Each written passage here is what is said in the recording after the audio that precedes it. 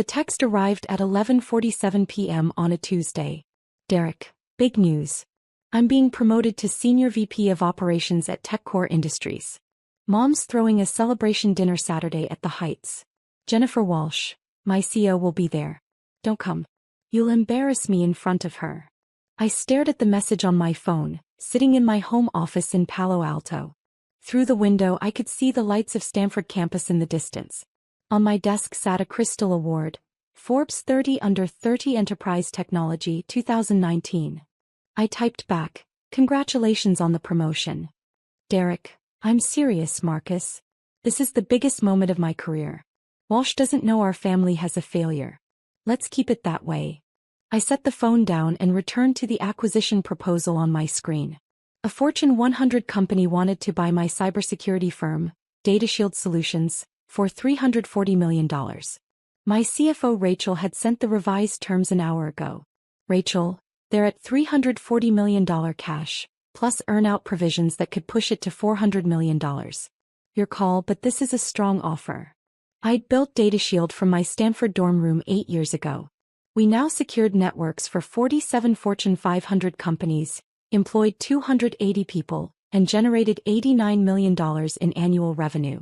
Our AI-powered threat detection system had become the industry standard. Jennifer Walsh's company, TechCore Industries, was one of our largest clients. They'd been using DataShield's enterprise security platform for 3 years, paying us $4.2 million annually. But my family didn't know any of this. Growing up, Derek was the golden child. 3 years older, Stanford MBA, recruited straight into TechCore's leadership development program at 24. By 28 he was a director. Now at 31 he was being promoted to Senior VP.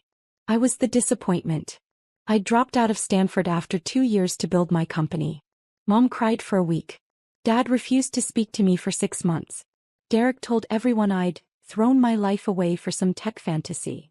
"You're not Steve Jobs, Marcus," he'd said at Thanksgiving 2016. "You're just another dropout who's going to fail." At family dinners they asked Derek about his corner office, his stock options, his meetings with Jennifer Walsh. They asked me when I'd get a real job. I stopped attending most family events in 2019. It was easier than explaining that I was too busy running board meetings, closing contracts, or flying to DC to brief congressional committees on cybersecurity threats. My chosen family became my team. Rachel, my CFO, who'd left Deloitte to join me when we were just 12 people in a WeWork. James, my CTO, who'd been my roommate at Stanford and co-founded DataShield with me. Lisa, our VP of Sales, who'd helped us land our first Fortune 500 client. They knew what I'd built. They knew what it meant. But Jennifer Walsh knew too. She'd been one of our early champions, pushing TechCore's board to sign with DataShield when we were still a startup. We'd had coffee together quarterly for 3 years, discussing security strategy and industry trends. She'd written a recommendation that helped us secure a $50 million Series C funding round. "Your brother works for you?" she'd asked once, seeing Derek Chin on TechCore's employee list during a security audit. "He doesn't know I own the company," I'd said. "We're not close." She'd raised an eyebrow but didn't push. Jennifer Walsh hadn't built a $12 billion company by not understanding complicated family dynamics. On Wednesday Mom called. "Derek told me about his promotion," she said. "We're so proud. He's going to be the youngest senior VP in TechCore's history." "That's great, Mom. Jennifer Walsh will be at the dinner. Can you imagine? The CEO of a Fortune 500 company at our family event. Derek's made it, Marcus. He really has. I'm happy for him." "We're not inviting you," she continued. Derek was very clear. He can't have you there looking unsuccessful in front of his CEO. "You understand." "I understand. Maybe if you'd stayed in school. If you'd gotten a real job instead of chasing pipe dreams." I let her talk. I'd heard it all before. After she hung up, Rachel messaged me. "Rachel, board meeting moved to Friday. Also, Walsh's office confirmed she's attending TechCore's leadership event Saturday. Should I mention you'll be in the same city?" "Marcus, no need." Thursday brought more family texts. Aunt Linda, family group chat. "So excited for Derek's celebration. A senior VP at 31. And meeting Jennifer Walsh. Uncle Robert, Derek's going places. Real corporate success. Cousin Amy, Unlike some people who dropped out and disappeared. Derek, thanks everyone. This is what happens when you commit to excellence and don't take shortcuts. I muted the chat and returned to work. We were closing an $8.9 million contract with a pharmaceutical company, negotiating security protocols for their research data. Friday's board meeting ran long. We discussed the acquisition offer, international expansion, and Q4 projections. When we finished, Rachel pulled me aside. You're really not going to tell your family? Why would I? Because they're cruel to you. Because they think you're a failure. Because walking into that dinner would. Would what? Prove something? I don't need their validation, Rachel. I have a company that works. A team that believes in what we do. That's enough. She studied my face. Is it? I didn't answer. Saturday arrived. The dinner was scheduled for 7 p.m. at the Heights, an exclusive restaurant in San Francisco's financial district. Private dining room, carefully curated guest list. My family's chance to impress Jennifer Walsh. I spent the afternoon in my Palo Alto office reviewing contracts. At 6:15 p.m. my phone rang. Jennifer Walsh. Marcus, I'm so sorry. I just realized your brother's promotion dinner is tonight. I had no idea you were his brother when I accepted the invitation. It's fine, Jennifer. Congratulations to Derek. Will you be there? I wasn't invited. Silence. Marcus. It's complicated. Family stuff. Don't worry about it. I'm worrying about it. This feels wrong. Jennifer, Derek's worked hard for this promotion. He deserves to celebrate. Just, maybe don't mention Data Shield. You're protecting him. I'm avoiding drama. She sighed. You're a better person than I am. But Marcus? I'm not going to lie if asked directly. Your company is too important and you've earned the recognition. After we hung up, I sat staring at my computer screen. Then I called James. Want to grab dinner tonight? Can't, man. Actually heading to TechCore's thing. Walsh invited the whole leadership team since we're their security vendor. Wait, isn't that your brother's promotion? Yeah. Oh shit. Does he know you own Data Shield? No. This is going to be spectacular. I'm bringing popcorn. At 6:45 p.m., I was still working when Rachel appeared in my office doorway. I laid out your suit. The navy one. And I booked you a car. Rachel. You're going. I've worked for you for 6 years, Marcus. I've watched your family treat you like garbage while you built something incredible. You're going to that dinner. I don't need to prove anything. This isn't about proving anything. It's about not letting them erase you. You exist. What you've built exists. Stop hiding. 20 minutes later, I was in the back of an Uber wearing my navy suit and feeling absurd. I texted Jennifer. Marcus, I might stop by after all. If that's okay. Jennifer, more than okay. I'll save you a seat. The Heights occupied the top floor of a glass tower overlooking the bay. I arrived at 7:23 p.m. Through the windows of the private dining room I could see my family. Mom in her best dress. Dad looking proud. Derek at the head of the table gesturing animatedly. And Jennifer Walsh listening politely, wine glass in hand. I stood in the hallway watching. I could still leave. I could go home, finish reviewing the acquisition terms, pretend this dinner wasn't happening. My phone buzzed. James, with photo of the dining room, your brother just told Jennifer Walsh about his vision for corporate success. She's trying not to laugh. Get in here. I walked to the entrance. The maitre d' checked his list. Name. Marcus Chen. I'm Derek Chen's brother. He frowned. I'm sorry, sir. You're not on the list. I know. But Jennifer Walsh invited me. He glanced toward the dining room, uncertain. Before he could respond, Jennifer appeared in the doorway. She must have seen me from her seat. Marcus. You made it. She crossed the hall and hugged me. Come in, please. The maitre d' stepped aside. As we entered the private dining room, conversations died. Mom's fork stopped halfway to her mouth. Dad's eyes widened. Derek, mid-sentence in some story, went silent. Everyone, Jennifer said warmly, I hope you don't mind, but I invited Marcus to join us. He's an old friend. Derek found his voice first. Marcus? What are you doing here? I told you not to come. Jennifer invited me, I said quietly. Jennifer doesn't. Derek turned to his CO. I'm sorry, Ms. Walsh. My brother wasn't on the list for a reason. He's not really part of the corporate world. I didn't want him to feel out of place. Derek, Jennifer interrupted gently. Marcus and I have known each other for years. You what? Mom stood up. I'm so sorry, Ms. Walsh. Marcus should have explained that he wasn't invited. He dropped out of Stanford years ago. He doesn't understand professional environments.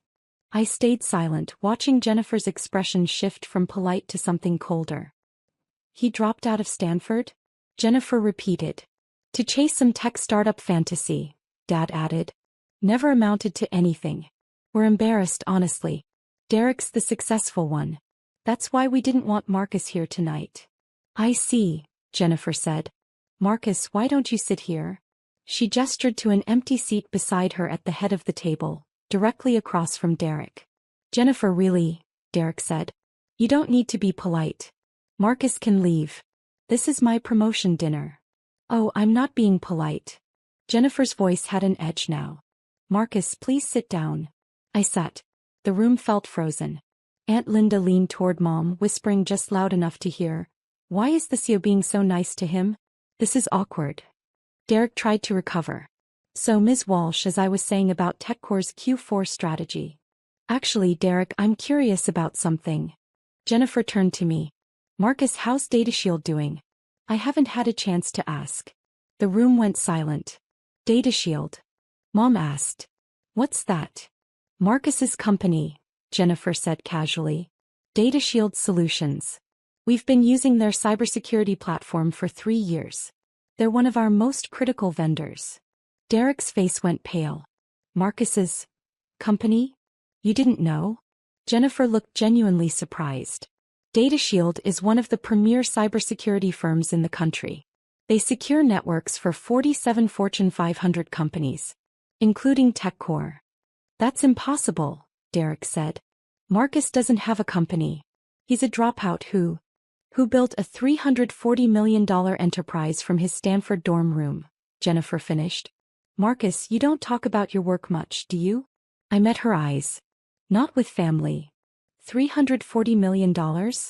Dad's voice cracked. That's the current acquisition offer according to TechCrunch, Jennifer continued. Though I told Marcus he should hold out for more. DataShield's AI threat detection system is revolutionary. We pay them $4.2 million annually and it's worth every penny. Mom's wine glass slipped from her fingers, splashing red across the white tablecloth. Derek stared at me. You own a security company? I do. The one that we use at TechCore? Yes. For 3 years. Yes. His face cycled through emotions, confusion, disbelief, horror. We've been paying you millions? TechCore has been paying my company millions for security services, I corrected. Yes. Aunt Linda spoke up. But you dropped out. You disappeared. You don't even have a degree. I don't need a degree, I said quietly. I have 280 employees, 9 patents and enterprise contracts with nearly 50 Fortune 500 companies. Why didn't you tell us? Mom demanded. You never asked. You decided I was a failure. I didn't see the point in correcting you. Jennifer leaned forward. To be clear, everyone, Marcus isn't just successful. He's one of the most influential people in cybersecurity. He's briefed congressional committees. The FBI uses DataShield's protocols. When there's a major security breach, Marcus's team gets called first. Derek's face had gone from pale to bright red. You let me. All these years I've been talking about my career while I built a company, I finished. Yes. But you look so normal. Cousin Amy blurted. You dress like a regular person. I am a regular person who happens to run a tech company, I said. Marcus prefers to stay under the radar, Jennifer added. Which I respect. But tonight, Derek made it clear Marcus wasn't successful enough to attend his promotion dinner. I thought everyone should know exactly who they've been excluding. The room went dead silent. Uncle Robert cleared his throat. Marcus, we had no idea. If you'd just told us. Why would I asked. Every time we talked you asked when I'd get a real job. When I'd stop embarrassing the family. Why would I share something important with people who'd already decided I was worthless? We didn't decide you were worthless, Mom protested. We were concerned. You dropped out of Stanford to build something that now employs 280 people and secures data for millions of users. But you didn't ask about that. You asked when I'd give up my pipe dream. Derek's hands were shaking. I told Jennifer Walsh my brother was a failure. You did, I confirmed. I told my CEO, the CEO of a company that pays your company millions, that you were an embarrassment. You did. Oh my God. He put his head in his hands. Oh my God. Jennifer's expression was unreadable. Derek, you're being promoted to Senior VP of Operations. Part of that role is vendor management and strategic partnerships. DataShield is one of our top 5 critical vendors. Did you really not know who owned the company? No. The contracts just say DataShield Solutions. P.O. Marcus Chin. I didn't connect. Our last name is Chin, I said. It's not that uncommon. But you never said anything. You let me think. I let you think what you chose to think, I interrupted. I never lied. I just didn't correct your assumptions. Dad found his voice. Marcus, this is a lot to take in. Why didn't you tell us about your success? Because it wasn't about you, I said simply. I built DataShield because I saw a problem that needed solving. I hired people who believed in the mission. We did the work. That was enough. But family should know. Family should support each other, I cut in. Family shouldn't tell someone they're an embarrassment. Family shouldn't uninvite someone from celebrations because they might look unsuccessful. You made it clear I wasn't welcome unless I met your definition of success. So I stopped trying. Jennifer stood up. I think I'm going to step outside for a moment. This seems like a family conversation. Marcus, walk with me. We left the dining room. In the hallway she turned to me. That was brutal. I didn't mean for you to. You didn't do anything. They did this to themselves. She paused. For what it's worth, you handled that with more grace than I would have. I'd have brought printouts of your Forbes profile and thrown them on the table. I laughed despite myself. That's why you're a CEO and I prefer staying behind the scenes. You're a CEO too, Marcus. A damn good one. Don't let them make you forget that. When we returned to the dining room 10 minutes later, the energy had completely changed. My family sat in stunned silence. Derek was staring at his phone, apparently having Googled me. His face was ashen. Forbes 30 under 30, he read aloud. Congressional testimony on cyber threats. 9 patents. $89 million in annual revenue. He looked up at me. This is all real? Yes. You've been this successful for years and you never said anything? Would you have believed me? Or would you have found a way to diminish it? He didn't answer. Mom tried a different approach. Marcus, sweetheart, we're your family. We should be celebrating your success together. Why don't you tell us about your company? Because 3 hours ago you told me I wasn't welcome at this dinner. Because I'm tired of performing for people who've already decided who I am. But we didn't know. You didn't ask. That's the point. I stood up. Jennifer, thank you for inviting me. Derek, congratulations on your promotion. You've worked hard for it. I hope you enjoy the rest of your evening. I turned to leave. Marcus, wait, Derek said. I owe you an apology. A massive one. I've been horrible to you. For years. Yes, you have. I thought I was the successful one. I thought I'd made it and you'd failed. I was wrong. You weren't wrong about your success, I said. You are successful. Senior VP at 31 is impressive. You just didn't need to stand on my neck to reach it. His eyes filled with tears. Can we talk? Really talk? Not now, but soon. I considered. Maybe. But Derek? I'm not going to try to convince you I'm worth knowing. Either you figure that out or you don't. I'm done auditing for family approval. Jennifer walked me out. At the elevator, she said, for the record, TechCore's contract with DataShield comes up for renewal in March. I remember. I'm recommending we extend it and increase the scope. Your work is too valuable to lose. Thank you. But Marcus? Your brother is going to be managing vendor relations in his new role. That includes your company. I know. Are you okay with that? I'm okay with whatever happens. If Derek can be professional, we'll work together. If he can't, I have 46 other Fortune 500 clients. She smiled. That's exactly why your company succeeds. You don't need any single client. You built something that stands on its own merit. The elevator doors opened. As I stepped in, Jennifer called out, "Marcus? You should be proud. Not just of the company, of how you handled tonight." The next morning, I woke to 47 missed calls and 83 text messages. "Mom, Marcus, please call me. We need to talk about this." "Dad, I had no idea. We should have asked more questions." "Aunt Linda, I always knew you were special. So proud of you." "Derek, I'm so sorry. I don't know what else to say. Can we please talk?" "Derek, I've been awake all night thinking about everything I said to you over the years. Derek, you were in my apartment 2 Christmases ago and I told you to get a real job. You own a $340 million company. I'm mortified. Derek, please respond. I know I don't deserve it, but please." I ignored most of them, but I responded to Derek. "Marcus, I'm not ready to talk yet, but I appreciate the apology. Congratulations again on your promotion." "Derek, can I ask you something? Why did you let me work at TechCore all these years without telling me you were our vendor?" "Marcus, I didn't let you do anything. You got hired on your own merit. You earned your promotion. My company happened to be one you worked with. That's all." "Derek, but I could have, if I'd known I could have." "Marcus, could have what? Been nicer to me? That's exactly why I didn't tell you. I didn't want to be treated well because I was useful. I wanted to be treated well because I'm your brother." "Derek, I understand. I'm sorry." Rachel called at noon. "The entire tech industry is talking about what happened last night. How does everyone know?" James posted a vague Instagram story about the most epic family dinner in tech history. People connected the dots. "You're trending on Twitter. #DataShield is everywhere." "Great. Marcus, this is actually good PR. Everyone's talking about how humble you are, how you built success without bragging about it. Forbes wants to do a profile. TechCrunch wants an interview."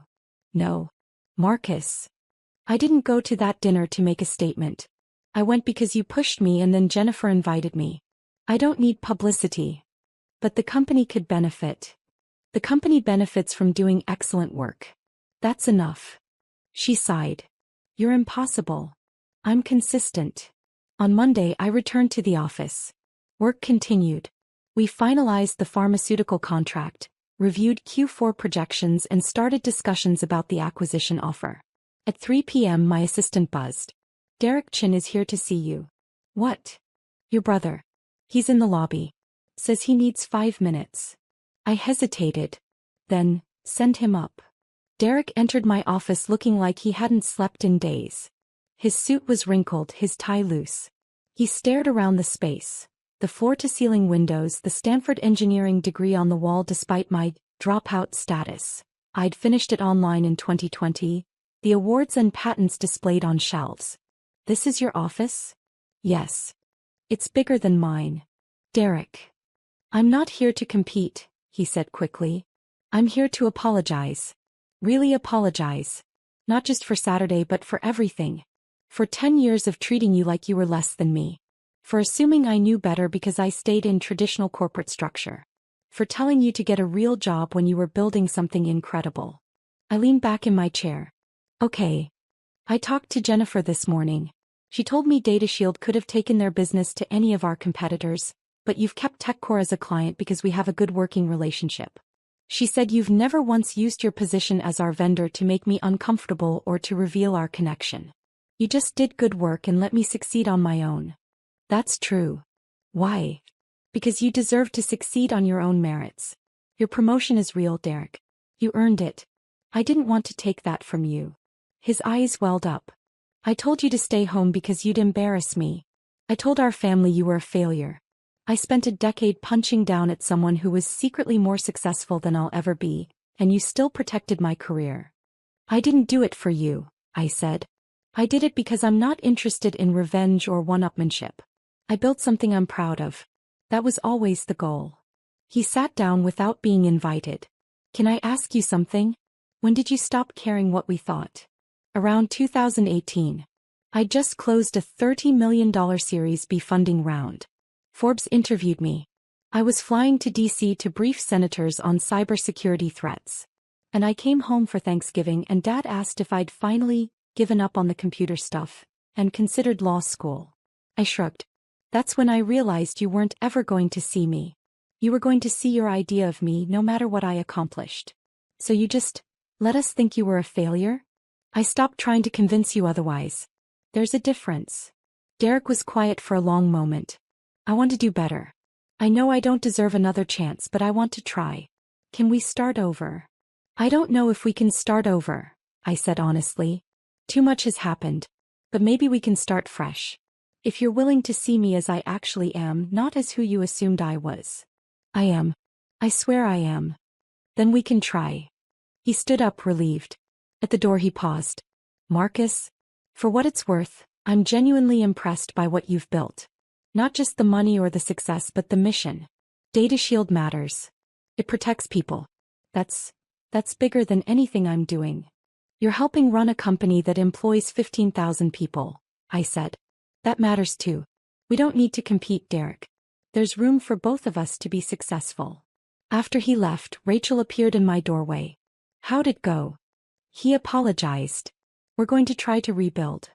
Are you okay? I thought about it. Yeah, think I am. Saturday was brutal, but it also freed me from something. I don't owe them my success story anymore. I don't owe them proof.